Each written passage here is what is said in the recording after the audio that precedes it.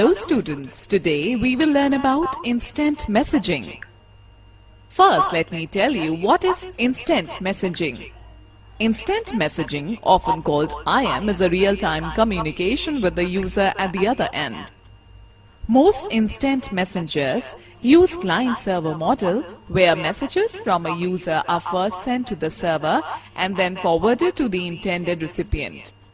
One of the first popular IM programs was ICQ from Mirabilis, which was launched in 1996. In 1998, ICQ was taken over by AOL, America Online, making it the leader in instant messaging. To use instant messenger services, one must download the software and then create an account in the application. The most popular and widely used instant messaging application is WhatsApp, through which users can send text, audio, video, and now even can make an instant call. Since instant messaging was faster than email, many email providers started their own instant messaging application. For example, Yahoo Messenger. This allows the user to use his or her email ID as the username for IM. Students, here are some advantages of instant messaging. It is faster than any other mode of communication. Users can connect to IM regardless of their location. Multiple users can communicate through a virtual conference. Users can not only send messages but can attach and exchange electronic files such as images, audio, video, and textual documents. Users can even chat face-to-face with friends or business clients. Users can not only share text but communicate through audio or video, or can even share their location, which helps in navigation. Now let me tell you about instant messaging services. There are two types of instant messaging software. Number one, application-based. These softwares are downloaded and installed on the user's devices. For example, Hangouts, Skype, Yahoo Messenger, Rediff, Windows Live Messenger. Web-based. These software are used on the browser itself and cannot be downloaded or installed. eBuddy, Yahoo Messenger for web, Windows Live Web Messenger. Let us now talk about Google Hangouts. Google Hangouts is an instant messaging communication application developed by Google. It replaces two messaging products by Google called Google Chat and Google Talk. The Hangouts, now available as a mobile app, is pre-installed in most of the Android phones and is also available for use on iOS platform. iOS, originally an iPhone operating system created and developed by Apple Inc. and distributed exclusively for Apple hardware, that is phones, iPad, etc. Students, to download Chrome browser, open the existing browser, type download Chrome and press enter. Click on the appropriate option to start downloading. When the downloading is finished, run it. The Chrome browser will be installed in the computer. Downloading the Google Hangouts app. To download the Hangouts app, follow the steps given below. Open the Chrome browser. Type download Hangouts in the address bar of the browser and press the enter key. From the displayed result, click on the appropriate link. For example, Google Hangouts, Chrome Web Store. The information about Google Hangouts will be displayed in a pop-up window. Click on the Add to Chrome button. The Add Google Hangouts dialog box will appear. Click on the Add extension to confirm that you want to continue Google Hangouts for your Chrome browser. The Google Hangouts window will be displayed for signing into the user's account to communicate with other users. Click on the Sign In button. The Google Sign In window will be displayed as shown in the figure. User can sign in to Hangouts by using any of the Google accounts like Gmail, Google+, YouTube, etc. If a user does not have any Google account, then he or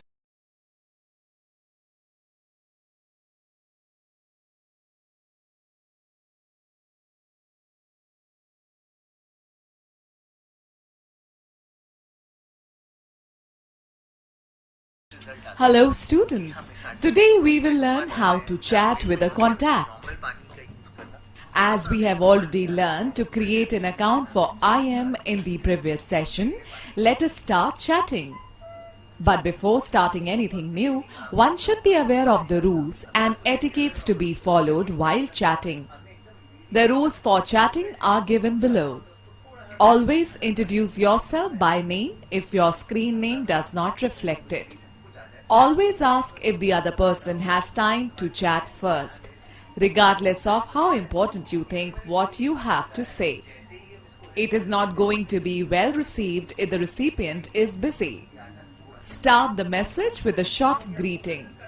Message should be short and precise. In most chat sessions, the person with whom a user is chatting waits for your response. Do not keep him waiting for long.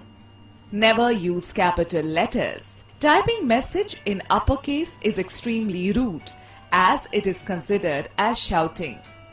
Do not use abbreviations if conversation is professional. Give people time to respond. After asking a question, one should wait for a response. Delay on response could be due to a connectivity issue or the recipient could be busy with some other work. Be cautious. We should not post any objectionable audio or video during chatting. Whatever we send gets stored in the IM server and can be intercepted by the service provider. Thus the sender could land in trouble. It is a good etiquette to sign off from chatting with a thank you and bye. Students, let us first understand how to send messages in Google Hangouts. In the previous session, we learnt about downloading Google Hangouts and now we will learn how to chat on this application. The contacts which are online at present will be indicated with a green dot and the blue dot with the number indicates an incoming message as shown in the figure. From the Handouts interface, click on the contact to which you wish to send a message. Clicking on the contact will open up the screen where the past conversations with this contact are displayed. The bottom section of the window allows the user to type a message to that contact. Pressing the enter key will help in delivering the message immediately if they are online. You can also send a picture to the person with whom you are having a conversation by clicking on the picture icon.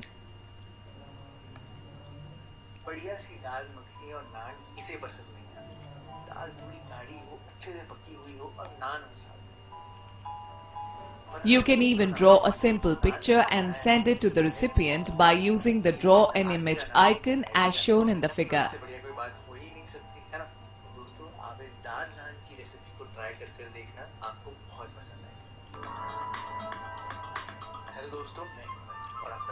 Emoticons or stickers as shown in the figure can be added to the message by clicking on the add an emoji or sticker icon and selecting the appropriate emoticon.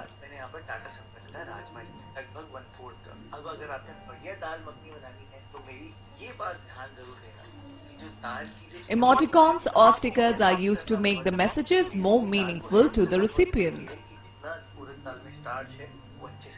Conversation options. In addition, one can also choose to archive the conversation for future reference, delete the entire conversation or even block the particular contact by clicking on the More button and selecting the options from the drop-down menu.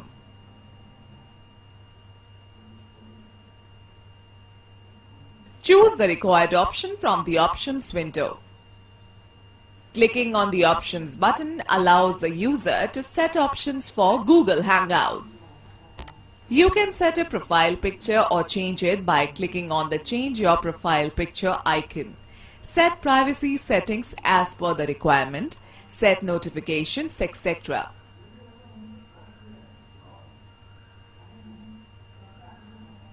At any time you can click on the Help option, which will provide help to resolve your problems.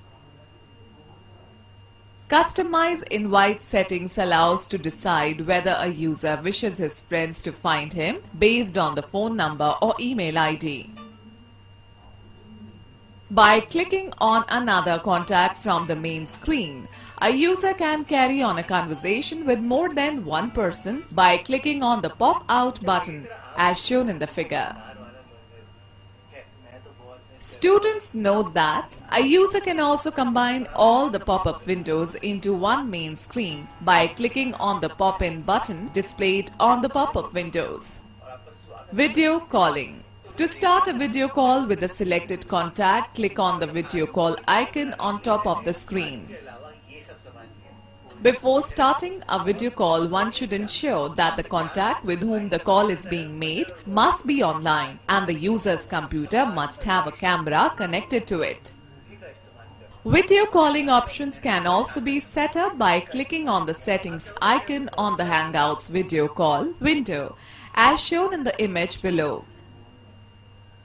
The camera, microphone and speakers can be optimized for best use. The bandwidth that should be used for the call can be specified.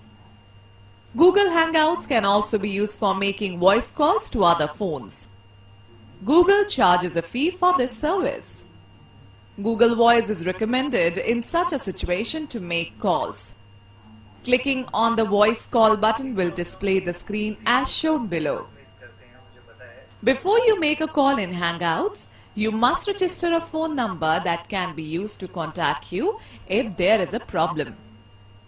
To register, you need a one-time verification code as shown in the figure. Students, let us understand Hangouts with Gmail. Hangouts Instant Messenger can also be used from Gmail. This is possible since Google uses a common username and password for all its services. After logging into your Gmail account, click on the Hangouts Contacts button on the bottom left of the screen. Then choose a contact from the list to start the conversation. Alright students, let me explain you how to chat on Yahoo Messenger. Like most other email providers, the Yahoo Messenger app was initially integrated with the Yahoo Mail. Today, Yahoo Messenger is also available as desktop app, a web app, as well as on the Android and iOS platforms for mobile devices. Using Yahoo Messenger. After downloading the Yahoo Instant Messenger, you can simply open it to chat by signing in the Yahoo ID. Click on the Sign Up button to start messaging. A user has to fill in his details, including his phone number, on the Sign Up window.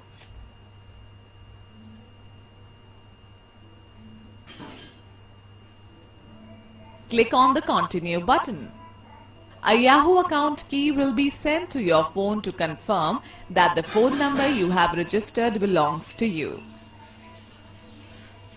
Then the Congratulations window will be displayed. Click on the Let's Get Started button to start Yahoo Messenger. After the confirmation, a welcome window will be displayed. Click on Continue to open Yahoo Messenger interface. A screen as shown in the figure will be displayed. Your name will be displayed on the top left corner of the window. Click on the Compose New Message icon to start messaging.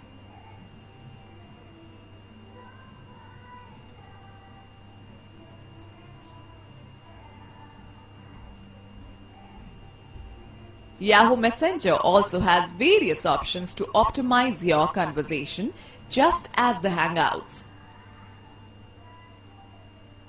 Okay students, let us take a recap.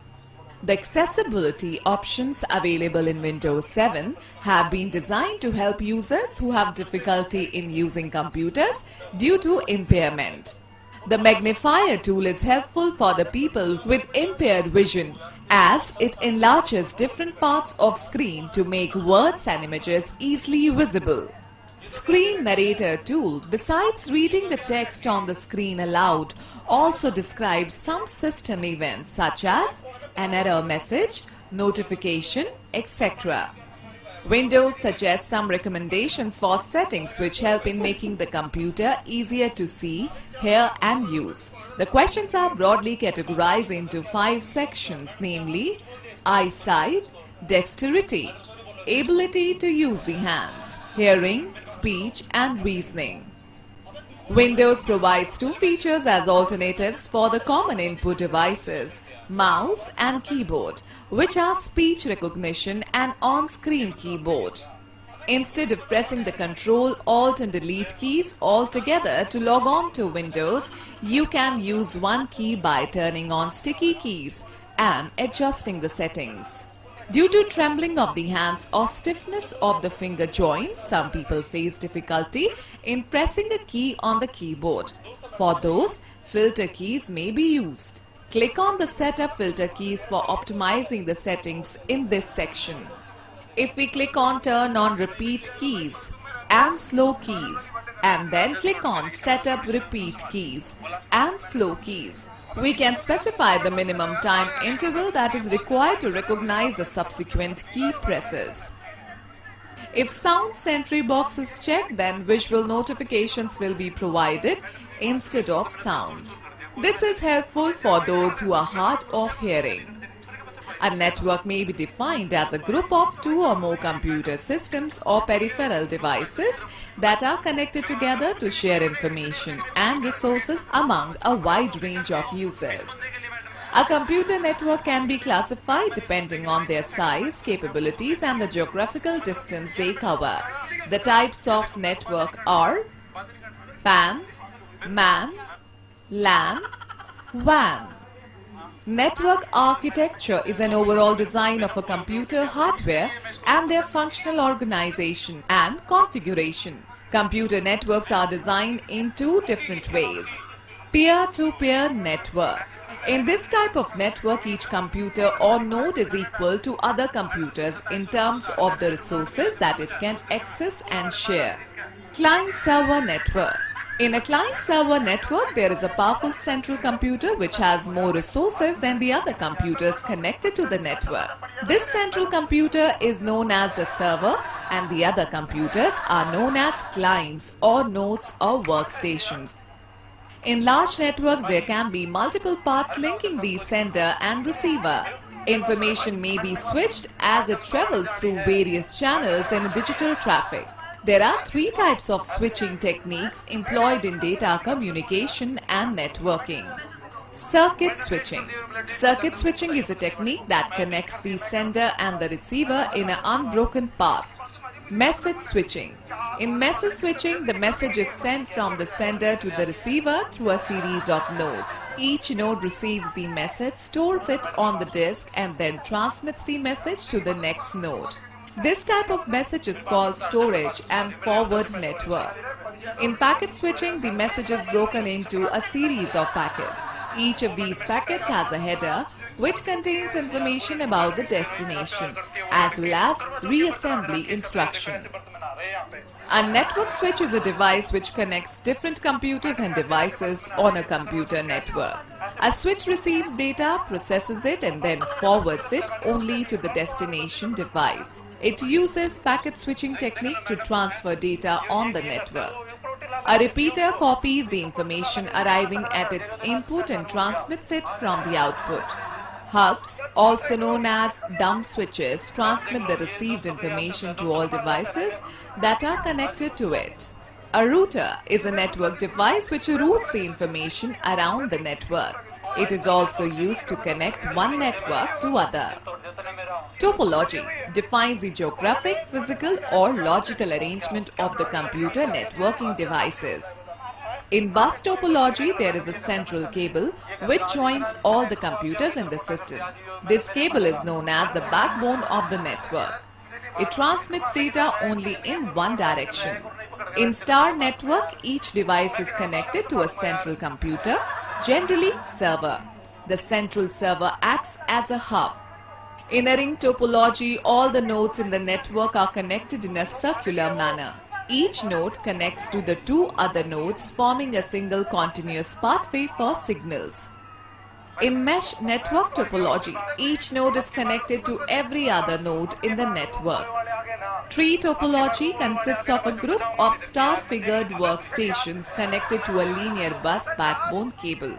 In the tree topology, expansion of network is possible and easy, but maintenance is difficult.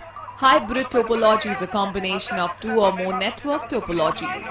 The different types of connections are: number 1, dial-up connections; number 2, DSL, digital subscriber line; number 3, cable internet; number 4, satellite connection; number 5, 3G or 4G systems; number 6, Wi-Fi, wireless fidelity. WiMAX stands for Worldwide Interoperability for Microwave Access. It is a type of wireless system that allows us to access the internet. WiMAX operated over a much larger area, covering a radius of 50 km from the base transmitting station. A Wi-Fi hotspot is a physical location from where Wi-Fi access to the internet is available.